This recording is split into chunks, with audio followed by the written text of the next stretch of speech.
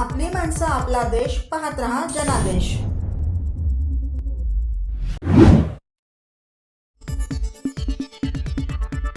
आपण पाहत आहात ठाणे महानगरपालिका सार्वत्रिक निवडणूक 2025-26 प्रभाग क्रमांक 21 ड मधील अपक्ष उमेदवार किरण नागते यांच्याशी केलेला जनादेश संवाद.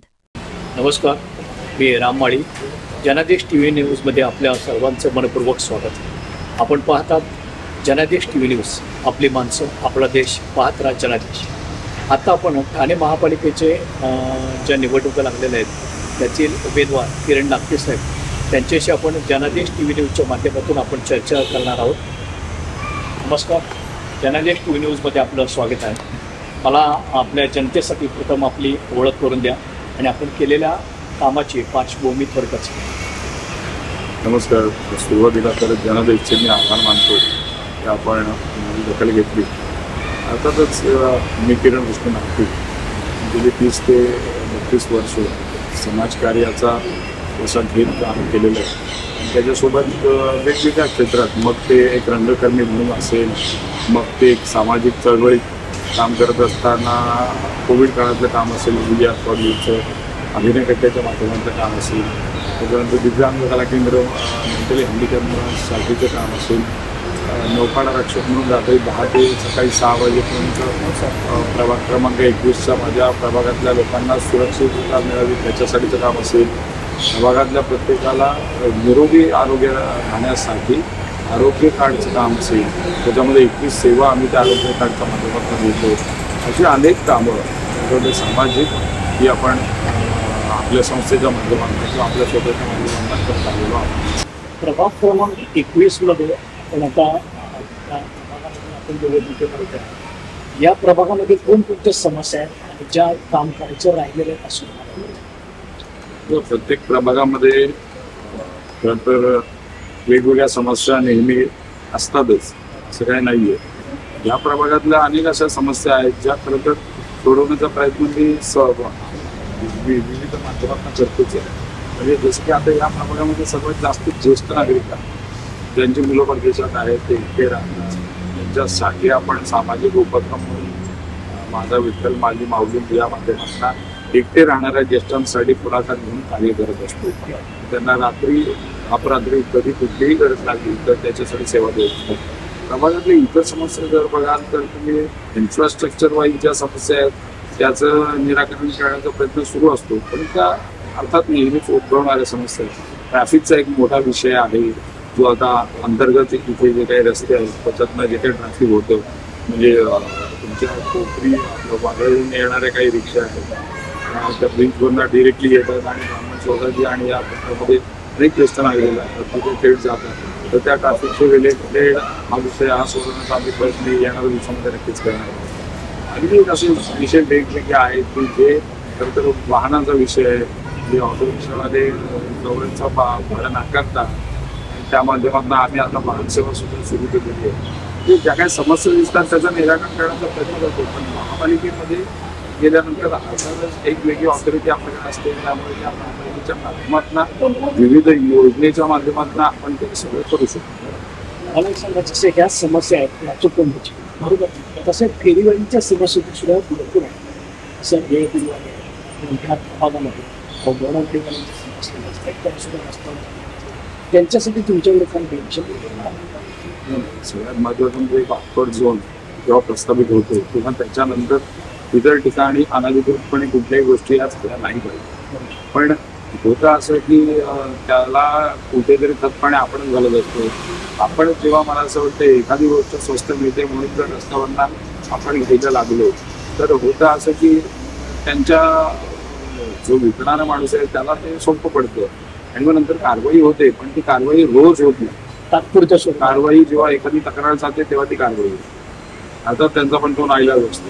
त्याच्यामुळे कायमस्वरूपी तोडगा काढण्याच्या दृष्टीने एक त्याच्यासाठीच नियोजन, त्याच्यासाठी तो धोरण ठरवणं गरजेचं आहे आणि तो धोरण ठरवण्याचा प्रयत्न सभागृहात गेल्यानंतर मी नक्कीच करतो. हा एक समस्या झाला. मला सांगा, जसं तुम्ही आता कला क्षेत्रामध्ये विविध माध्यमातून कार्य करता, अभिनय करता असेल, बाकीच्या ज्या गोष्टी असेल, चित्रपट निर्मिती असेल, तर ह्या प्रभागामध्ये तुम्हाला असं कलेच्या माध्यमातून काय करतात त्याचं ज्येष्ठ नागरिकांची समस्या होती एकलकोंडे त्यांची मुले बाहेर आहे असं आपण बरोबर. तर त्या उद्देशाने आपल्या भविष्यात नाही महिलांचं अर्थातच वचननामा जेव्हा बाहेर येईल किंवा त्या सगळ्या गोष्टी येतील खूप आगाऊ बोलणं थोडंसं चुकीचं होईल.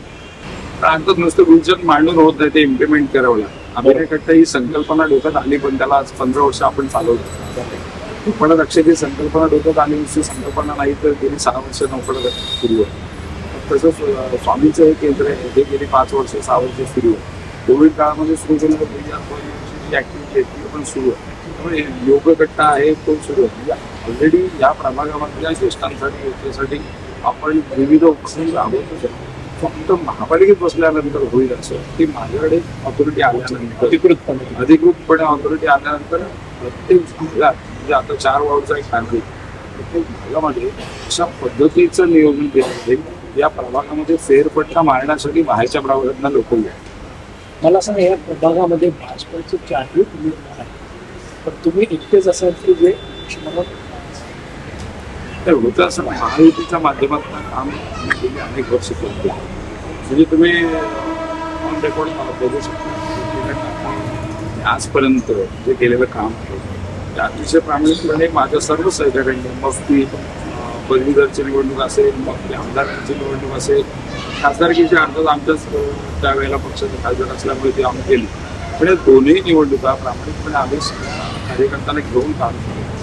झालं असं की या सगळ्या निवडणुका म्हणजे जेव्हा उठाव झाला आणि जेव्हा ही सगळी टीम बांधली गेली तेव्हा त्या प्रत्येकाचं मत असं होतं की बाबा लोकसभेच्या निवडणुकीला एक किंवा 2 असे आमचे नगरसेवक आले तर या प्रभागामधला आपलं शिवसेनेचं प्राबल्य अबाधित राहील. दुर्दैवानं झालं असं की या सगळ्या वाटाघाटीमध्ये या सगळ्या त्यांच्या रणनीतीमध्ये मला असं वाटतं त्या फॉर्म्युलामध्ये हे सगळं बसलं नाही. पण जनभावनेचा आदर हा नेहमी आपण केला पाहिजे. जनभावना अशा होत्या की इतकी वर्ष तुम्ही सातत्याने काम करताय आणि कोविडमध्ये तुम्ही आमचे जीव वाचवले, कोविडमध्ये तुम्ही इतकं काम केलं त्याच्यामुळे तुम्ही कुठल्याही परिस्थितीमध्ये आम्हाला त्या ईव्हीएमच्या मशीनवर ते नाव दिसलं. आता या जनभावनेचा आदर ठेवून महायुतीच्या प्रत्येक नेत्याचा आदर ठेवून खरं तर मी हा निर्णय घेतलाय. तुम्ही म्हणताय ते बरोबर आहे की तो निर्णय घ्यावा लागला.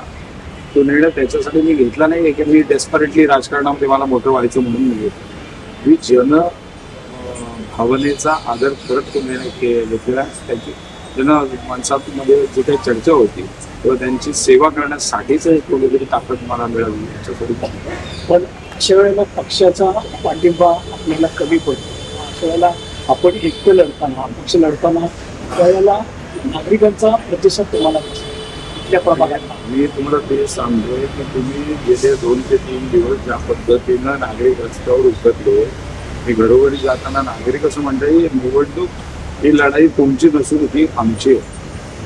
ही किरण नागती नाही आहे तर हजारो किरण नागती इथे आता आहेत असं जेव्हा नागरिक म्हणतात. आणि नागरिकांचं म्हणणं असं आहे की जे काही तुम्ही सेवा दिली आहे त्या ऋणातून मुक्त होण्यासाठी किंवा थोडंसं जरी त्या ऋणातून बाहेर पडण्यासाठी आम्हाला आमचं कर्तव्य करून द्या आणि आम्हाला एक वेळा तुम्हाला किरण नागती या नावाच्या पुढे विडन दाखवा. नक्कीच.